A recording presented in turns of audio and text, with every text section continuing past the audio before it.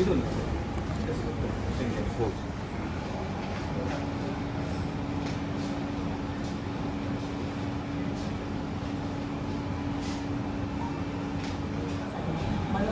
ज्ञानदीप हे जे प्रज्वलित होते ते विभूती आज आमच्या दारी विज्ञानाचे तेज देऊन उजळला हा सोहळा सारा. स्वागतम स्वागतम. पद्मविभूषण डॉक्टर अनिल काकोडकर सरांचे शतशः स्वागत करतो. नवचैतन्याची ही प्रेरणा आमची नवी उंच भरारी. पद्मभूषण ज्येष्ठ राजोगे.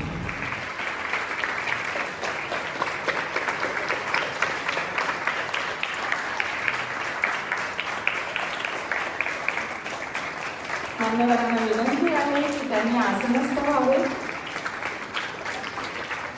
या उपक्रमाची रूपरेषा आपण श्री पानसे सरांकडून ऐकूया. तत्पूर्वी श्री पानसे सरांचे उपस्थित आहेत. त्यापैकी एक मराठी विज्ञान परिषदेचे उपाध्यक्ष माननीय डॉक्टर सुधीर विष्णू पानसे भौतिकशास्त्र या विषयात PhD ही पदवी संपादन केली.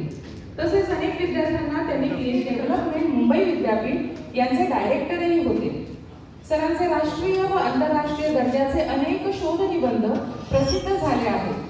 वैज्ञानिक दृष्टिकोन आणि आपण या पुस्तकाला महाराष्ट्र शासनाचा विज्ञान विषयक सर्वोत्तम साहित्याचा पुरस्कार मिळालेला आहे.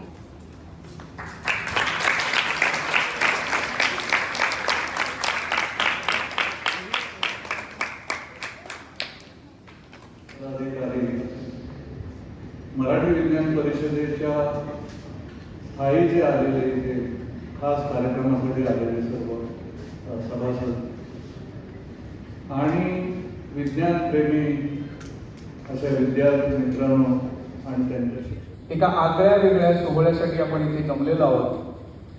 एक्सरसाइज इन इनोव्हेटिव्ह थिंकिंग आणि त्याचे आजचे उद्घाटक पद्मविभूषण अनिल काकोडकर सर. या समारंभाचे अध्यक्ष आणि संस्थेशी गेली अनेक वर्ष ज्यांची बांधिलकी आहे असे पद्मभूषण ज्येष्ठराज जोशी सर. संस्थेचे अध्यक्ष डॉक्टर उल्हास कोलटकर आज या ठिकाणी उपस्थित राहू शकले नाही. डेप्युटी कलेक्टर त्यांना एक महत्त्वाची मीटिंग अचानक लागल्यामुळे ते कंकाल साहेब, पानसे सर, संस्थेचे कार्यवाह विकास पाटील, उपकार्यवाह, संस्थेचे कोषाध्यक्ष तामरस सर आणि सगळेजण जमलेलो आहोत या ठिकाणी. या शाळेतले विद्यार्थी, शिक्षक, शिक्षकेतर कर्मचारी, संचालक मंडळातले माझे सर्व सहकारी. काकोडकर सर, काही वर्षापूर्वी ज्येष्ठराज जोशी सरांशी आमची भेट झाली होती. इथेच लॅबोरेटरीचं उद्घाटन. आपल्या या उद्घाटन सोहळ्याचे उद्घाटक सन्माननीय डॉक्टर अनिल काकोडकर सर यांचा आता आपण थोडक्यात परिचय करून घेणार आहोत. खरं तर थोडक्यात हा शब्द प्रयत्नपूर्वक मी वापरते कारण आपल्याला सर्वांनाच माहिती आहे की ते व्यक्तिमत्वच असं आहे की त्यांचा परिचय थोडक्यात होऊ शकत नाही. समृद्ध भारताला ऊर्जा क्षेत्रात स्वयंपूर्ण बनवण्याचे स्वप्न उराशी बाळगणारे डॉक्टर अनिल काकोडकर 1943 सालच्या युगात आपण सुपुत्र खरगोणसारख्या खेड्यातील आईनेच स्थापन केलेल्या मॉन्टेसरीमध्ये आणि खरगोणमधीलच प्राथमिक आणि माध्यमिक शाळेत आपल्या पुढील शिक्षणाचा पाया रोवला गेला याचा आपण सार्थ अभिमानाचा मानून आपण BSc ऐवजी PZPI मधून मेकॅनिकल इंजिनिअरिंग पूर्ण केले. याच काळात अशा ठिकाणी जायचे नाही जेथे तेच काम करावे लागेल अशी आपली मानसिकता तयार झाली. दर दिवशी नवीन काम करायला मिळेल असं काहीतरी शोधत असतानाच BARC जिथे सापडली असं तुम्ही म्हणता. अब्दुल कलाम यांच्या तुम्हाला माय फ्रेंड अनिल असं हाक मारू लागले. रिॲक्टर इंजिनिअरिंग महत्त्वाची वैज्ञानिक पदे सांभाळणारे आणि पोखरण अणु चाचणीतील मुख्य शास्त्रज्ञ म्हणून निर्णायक भूमिका बजावणारे आपण थोरियम या इंधनावर आधारित अणुऊर्जेच्या स्वदेशी तंत्रज्ञानाचे जनकही आहात. पद्मश्री, पद्मभूषण, पद्मविभूषण पुरस्कार प्राप्त विज्ञान जगतातील संशोधनपर अभ्यासू पुस्तके लिहिणाऱ्या आपणासारख्या सच्च्या, साध्या, प्रामाणिक, नम्रतेने ओतप्रोत भरलेल्या आणि बुद्धिमत्तेने श्रीमंत असलेल्या अणुविश्वातील ध्रुवताऱ्यास आम्हा सर्वांचा साष्टांग दंडवत. तरी कार्यक्रमाचे उद्घाटक डॉक्टर काकोडकर सरांना विनंती करते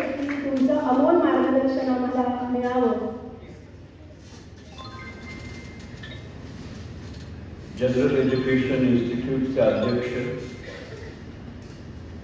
डॉक्टर कोलटकर, कार्याध्यक्ष श्री साळवी, जनरल एज्युकेशन इन्स्टिट्यूटचे सर्व पदाधिकारी,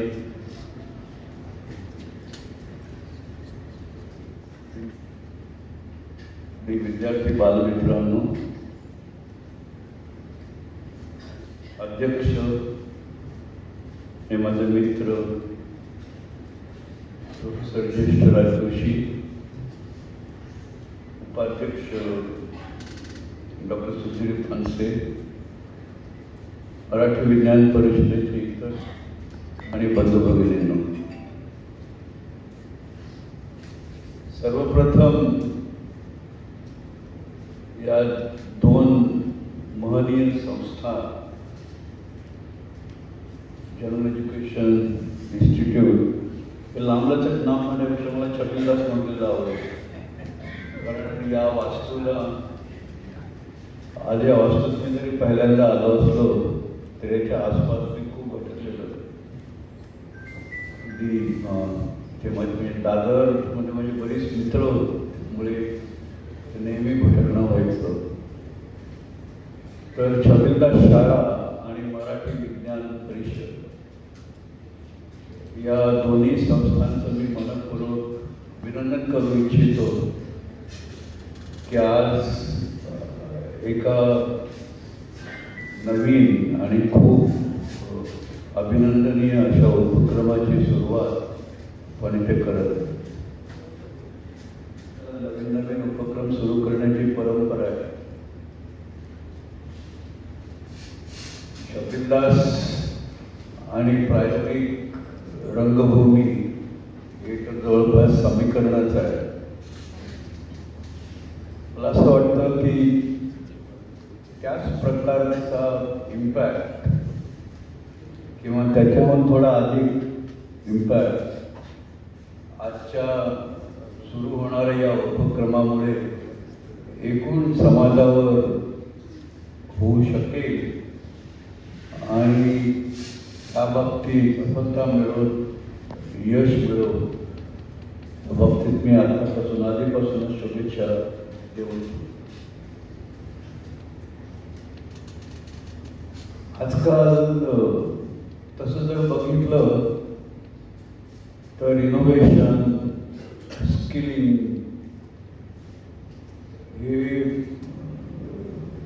हे काम तर परवलीचे शब्द झालेले आहेत. बऱ्याच वेळेला आपण त्या शब्दाचा मूळ गाभा काय, त्या शब्दाचा अन्वयार्थ काय याच्यावर फारसं लक्ष न देता आपण हे शब्द अक्षरशः इंटरचेंजेबली वापरत असतो. आजच्या या सुरू होणाऱ्या उपक्रमाच्या निमित्ताने याच विषयी मी थोडा पहिला मुद्दा म्हणजे आपल्या घटनेत, भारतीय घटनेत सायंटिफिक टेम्पर, सायंटिफिक टेम्परचा एक्झॅक्ट मराठी प्रतिशब्द काय त्याच्यावर मी पुष्कळ चिंतन वगैरे केलं. वेगवेगळे पर्याय सुचवतात, पण मी अजूनही सायंटिफिक टेम्परला सायंटिफिक टेम्परच म्हणतो. आणि सायंटिफिक टेम्पर हा प्रत्येक भारतीयाने बाळगावा नव्हे, ते भारतीयाचं कर्तव्य आहे असं आपल्या घटनेत नमूद केलेलं आहे. जी काही मूलभूत कर्तव्य नमूद केलेली आहे त्याच्यामध्ये सायंटिफिक टेम्पर महत्त्वाचा मुद्दा घटनेत अंतर्भूत. आता घटनेची पायमल्ली ती सगळीकडे होत असते, त्यामुळे आपण विज्ञानाच्या बऱ्याच गोष्टी जरी करत असलो तरी आपली मानसिकता त्या अनुषंगाने बदललेली आहे का, याचा मला वाटतं प्रत्येकाने अंतर्भूत होऊन विचार करायला हवा. म्हणजे अगदी उदाहरणच द्यायचं झालं तर BRC, मी स्वतः BRCत वाढलो, BRCने माझी जडणघडण केली. पण बऱ्याच वर्षापूर्वी, लहान मुलांना तर माहिती की नाही माहीत नाही, पण एक दिवस अचानक गणपतीने दूध प्यायला सुरुवात केली. बऱ्याच लोकांना आठवत असेल, विशेषतः वयस्क मंडळींना. आणि सगळीकडे बराबर लोक लिटरभर, अर्धा लिटर दूध घेऊन गणपतीच्या सोडे, आणि अक्षरशः कितीतरी टन दूध हे असं सगळं रस्त्यावर वाया गेलं.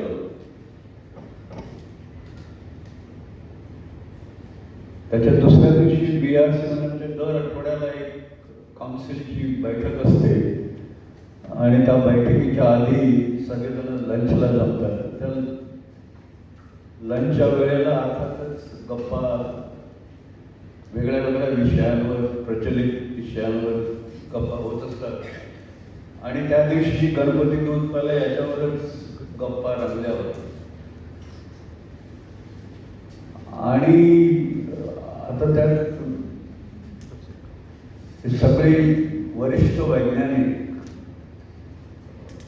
मला वाटतं त्यांच्यापैकी सगळ्यात लहान असेल वयाने, पण अर्धा पाऊण तास ते सगळं ऐकल्यानंतर मला एवढा उभं आला. मी तुम्हाला सगळ्यांना सांगितलं की आपण BRCत बसलो, संशोधन संस्था आहे, आणि तुम्ही हे काय चालवलंय? तर नाही, हा सेंटिमेंटचा प्रश्न आहे, इथे विज्ञान कुठे. मला न राहून मी तिथे तोपर्यंत जेवण संपलं होतं, चहा आला होता. चहाच्या बरोबर दुधाचं भांडं होतं, त्याला एक छोटीशी चोच होती. तर म्हटलं गणपती दूध प्यायला, मला वाटतं आपला हा जो चहाचं भांडं आहे हे पण दूध पिईल, याला पण चोच आहे गणपतीच्या सोनेसारखी. आणि मी सगळ्यांच्या समोर त्याच भांड्यातनं एक चमचाभर दूध काढलं आणि त्या चोचेसमोर धरलं आणि ते बरोबर परत आतमध्ये भांड्यात गेलं. आणि म्हटलं तुम्ही या स्तरावर अशा तासांतर गप्पा करता, तर तुमचा सायंटिफिक टेम्पर कुठे गेला? आणि मग एकदम स्तब्ध शांतता समजा, आता हा विषय नको, दुसरा विषय. तर सांगायचा मुद्दा असा की विज्ञान शिकलं किंवा विज्ञानात खूप प्रगती केली म्हणजे सायंटिफिक टेम्पर साध्य झालं असं नेसेसरीली असं होत नाही. आणि याच्या विरुद्ध एखादी व्यक्ती विज्ञान शिकली नाही तरी पण त्याची मानसिकता ही सायंटिफिक टेम्परच्या अगदी बरोबर अनुरूप अशी असू शकते. तर सांगायचा मुद्दा असा की आपल्याला जी नवीन पिढी घडवायची आहे त्याच्यामध्ये एका बाजूला ती विज्ञानात पारंगत असलीच पाहिजे, आणि त्याच्याबद्दल मी अधिक विवेचन थोडक्यात करणार आहे 2-3 मिनिटांनंतर. पण त्याचबरोबर मगाशी सर म्हणाले की विनोबाने सांगितलंय विज्ञानाला विवेकाची जोड हवी. तर मला वाटतं सायंटिफिक टेम्पर बाळगणं हा पण त्या विवेकाचा एक भाग आहे. अनेक पैलू आहेत पण त्यात मी आता जात नाही. पण मी ज्याला आपण म्हणतो ना की शिकणं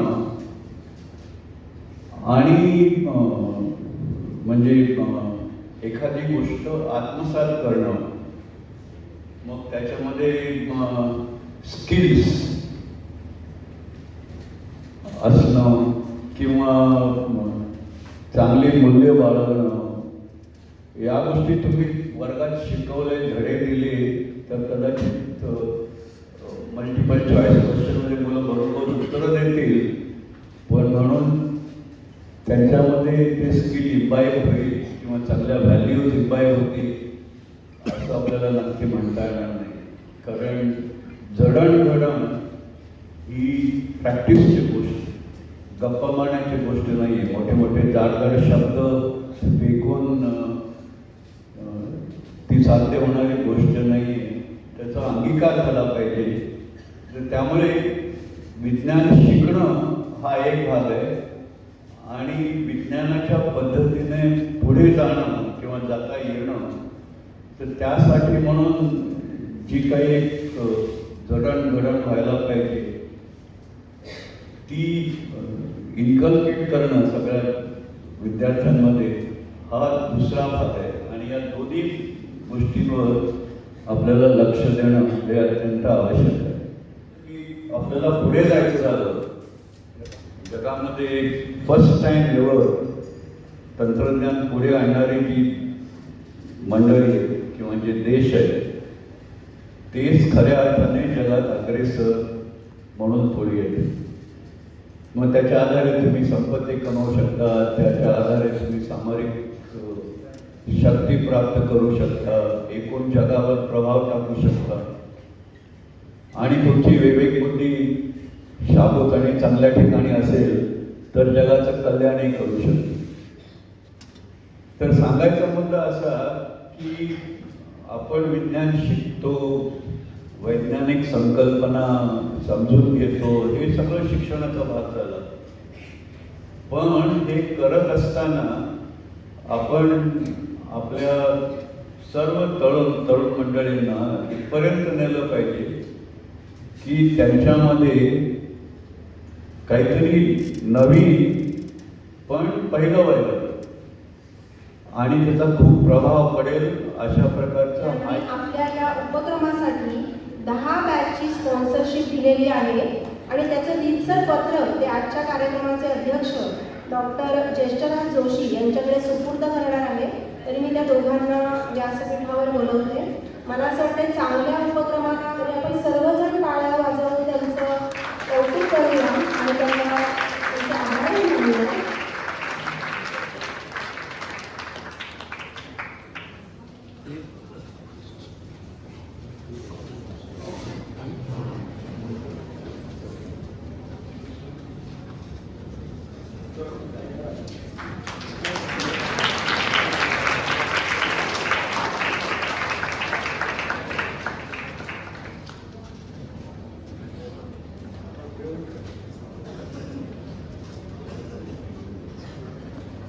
जिल्ह्यातील मसूर या गावी जन्मलेले, ग्रामीण पार्श्वभूमीतून आलेले जोशी सर आज भारतीय रसायन अभियंता, अणुशास्त्रज्ञ, सल्लागार व प्रोफेसर म्हणून ओळखले जातात. सृजन हो अमेरिकेत केमिकल सोसायटीने त्यांचं शताब्दी वर्ष साजरे केले. त्यामध्ये जगातील 25 संशोधकांना निवडले. त्यात आपल्या जोशी सरांचा समावेश होता.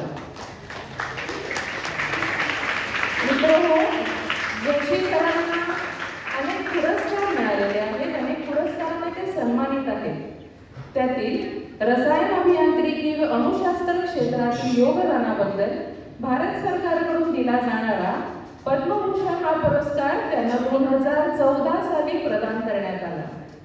संशोधन व अध्यापनाचा 51 वर्षाचा त्यांचा दांडगा अनुभव आहे. 100हून अधिक PhD विद्यार्थी, 60 मास्टर्स व 25 पोस्ट डॉक्टरेटच्या विद्यार्थ्यांना त्यांनी मार्गदर्शन केलेले आहे. महाराष्ट्र राज्याने गौरवलेले एक सर्वोत्तम शिक्षक जोशी सर.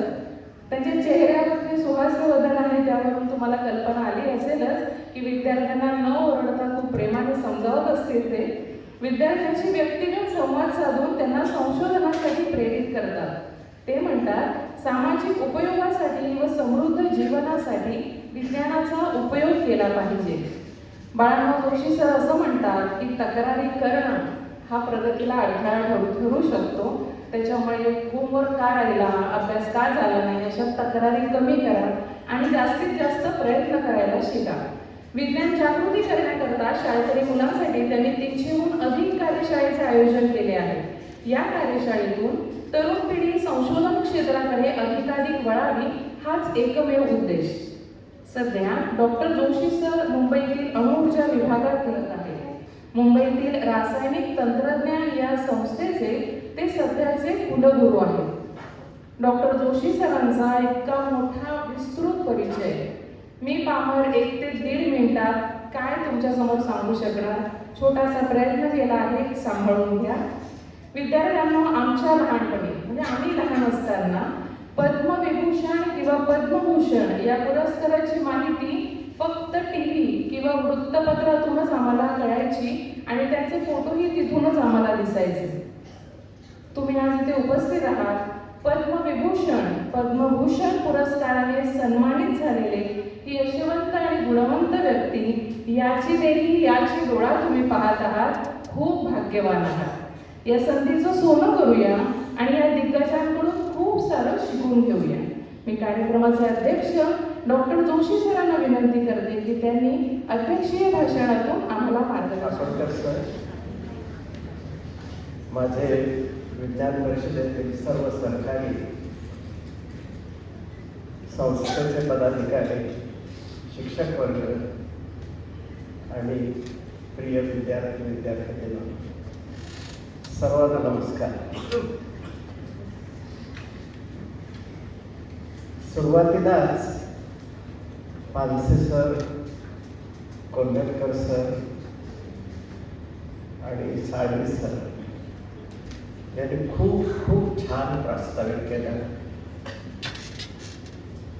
आणि काकोडकर सरांनी तर त्याच्यावर कळस चढवला. आता मला थोडी जोडणी करायची आहे याच्यानंतर. मी हल्ली खूप ठिकाणी भाषणं करतो मराठी विज्ञान परिषदेतर्फे. आता मागच्या आठवड्यात नागपूरच्या भागात भाषणं केली. भाषणं झाल्यानंतर मला विद्यार्थी प्रश्न विचारतात की सर, आपल्या देशामध्ये नोबेल पारितोषिक विजेते विज्ञानामध्ये का नाही? त्यांचा दुसरा प्रश्न असतो की जागतिक तापमान वाढ म्हणजे काय आणि त्यांच्यावर उपाय काय करायचा. तिसरा प्रश्न विचारतात की आपला देश गरीब का? इतकी सगळेजण मेहनत करतात, राजकारणी करतात, शास्त्रज्ञ करतात, वेगवेगळे लोक खूप मेहनत करत असतात, तरी आपला देश गरीब का? मी फक्त आज पहिल्याच प्रश्नाचं उत्तर देतो की आपल्याला नोबेल पारितोषिक विजेते आपल्या देशामध्ये, आपल्या मुंबईमध्ये का नाहीत?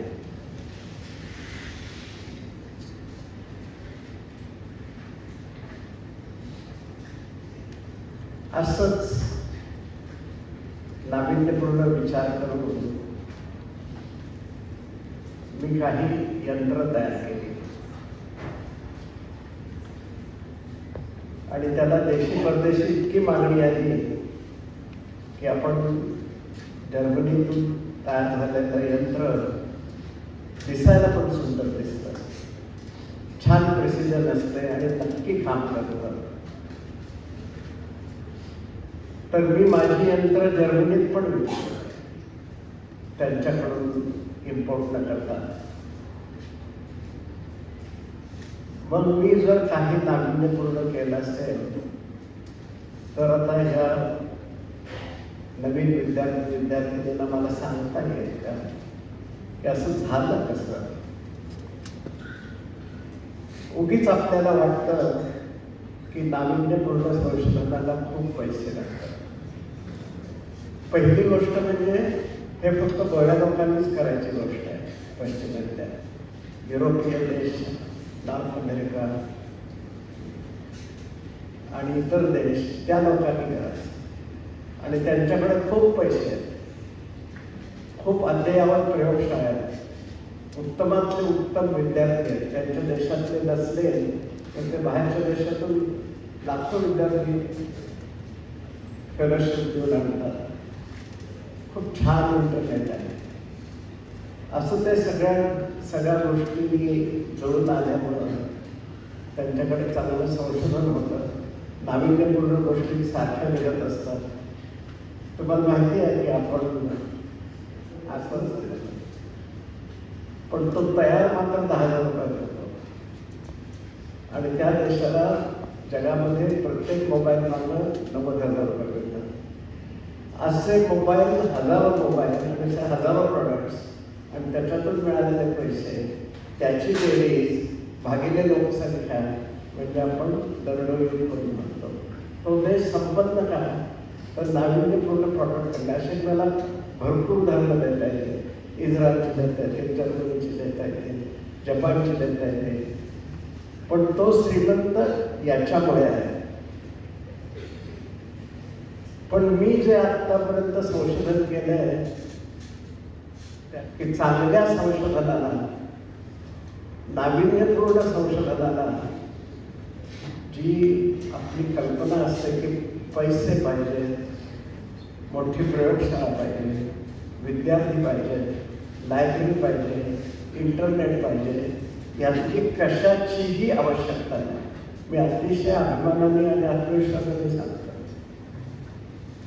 मी माझ्या इनोव्हेशन्सबद्दल मी केव्हा तरी भाषण देईल नंतर. पण गरज काय आहे की आपण मन एकाग्र करू शकतो. मन एकाग्र करायची ताकद असेल तर ह्या सगळ्यांचा उपयोग होतो. पण समजा माझ्या संस्थेला एकदम 200 कोटी रुपयाची ग्रांट दिली आणि अशा मिळतात आणि त्याच्यातून मी काहीतरी centre of excellence for innovative असं काहीतरी छान नाव दिलं. नाही होत त्याच्याकडे पैशातून, नाही होत ते प्रयोगशाळा बांधून नाही होत. तुमची प्रसिद्धी होईल, 1-2 दिवस वर्तमानपत्रात मिळते, पण त्याचा काही तुम्हाला उपयोग नाही आणि देशाला उपयोग नाही. तर आपण आपल्या देशात,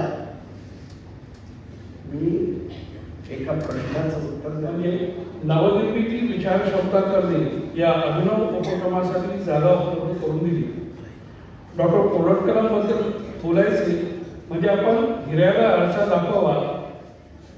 त्यांचे संस्थेचे कार्यक्रम मोठेच आहे, पण सामाजिक कार्य त्यांचा हात कोणी करू शकत नाही. कारण की पर्सनली आपली ओळख आहे. डिस्ट्रिक्ट लेवल फौजेसचे तुम्ही डिस्ट्रिक्ट गव्हर्नर होतात रोटरी क्लबचे. सर, आपण चंद्रदास शाळेत विद्यार्थ्यांच्या वैज्ञानिक दृष्टिकोन निर्माण करणाऱ्या या उपक्रमासाठी दिलेले अनुमोदन येणाऱ्या विद्यार्थ्यांचे मनोबल वाढवेल या शंका सांगली. आपण सांगितलेली दशसूत्री नक्कीच उपयुक्त ठरणार आहे.